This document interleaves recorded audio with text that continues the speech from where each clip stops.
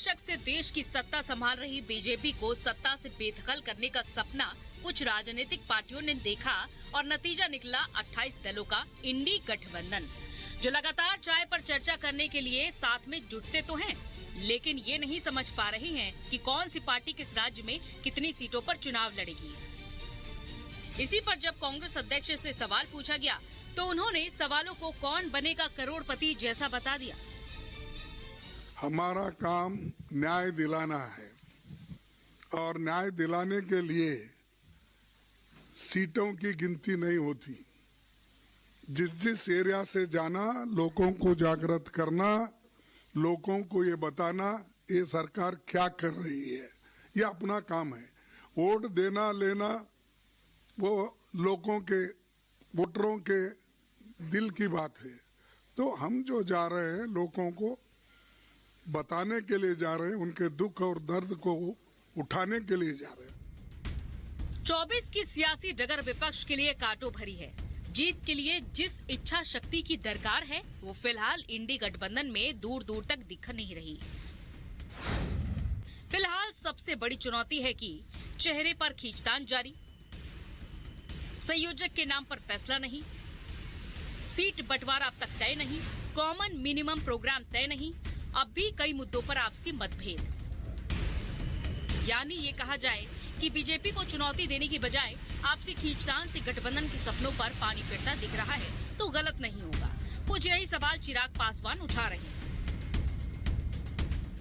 मुझे इस बात से नहीं फर्क पड़ता कि इंडिया गठबंधन उनको संयोजक बनाती है कि नहीं। भले ये उनकी महत्वाकांक्षा जरूर होगी, मेरे मुख्यमंत्री बनना जरूर चाहते हैं, पर जिनसे बिहार नहीं संभलता वो इतने बड़े घटक दलों के गठबंधन को कैसे संभालेंगे, ये एक बहुत बड़ा प्रश्न चिन्ह है।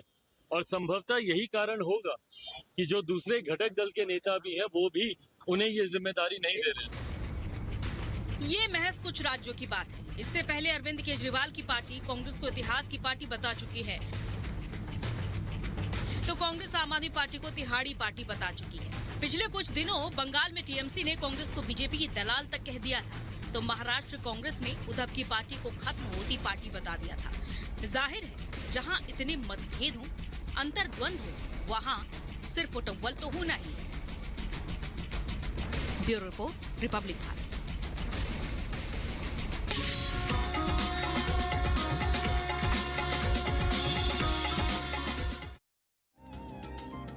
और इधर राम मंदिर प्राण प्रतिष्ठा की तारीख जैसे जैसे नजदीक आ रही है, हलचल भी तेज हो गई है। यहाँ पर देखा गया कि राम मंदिर समिति के चेयरमैन नृपेंद्र मिश्रा वहां पर तैयारियों का जायजा लेने पहुंचे। अयोध्या में नवनिर्माण का भी उन्होंने जायजा लिया। तो अयोध्या में प्राण प्रतिष्ठा की तैयारी किस प्रकार से चल रही है, इसको देखने के लिए बारी बारी से कभी केंद्रीय मंत्री आ रहे हैं और राम मंदिर निर्माण समिति के चेयरमैन नृपेंद्र मिश्रा भी तैयारियों का जायजा लेने पहुंचे। जो भी नवनिर्माण हो रहे हैं वहां पर तमाम तैयारियों का उन्होंने जायजा लिया, क्योंकि भव्य आयोजन भी किया जाएगा 22 जनवरी को और लाखों की भीड़ एकजुट होगी। खुद यजमान के रूप में होंगे प्रधानमंत्री नरेंद्र मोदी। और किस तरह की व्यवस्थाएं हैं, सुरक्षा हो या फिर मंदिर परिसर के अंदर किस तरह की व्यवस्थाएं हैं, निर्माण किस तरह से चल रहा है, इसको लेकर यहां पर तमाम तैयारियों का जायजा उन्होंने लिया है पहुंचकर।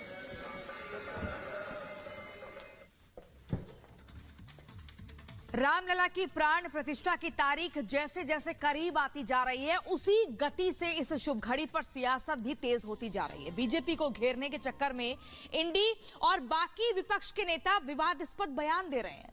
ये लिस्ट हर बढ़ते दिन के साथ लंबी होती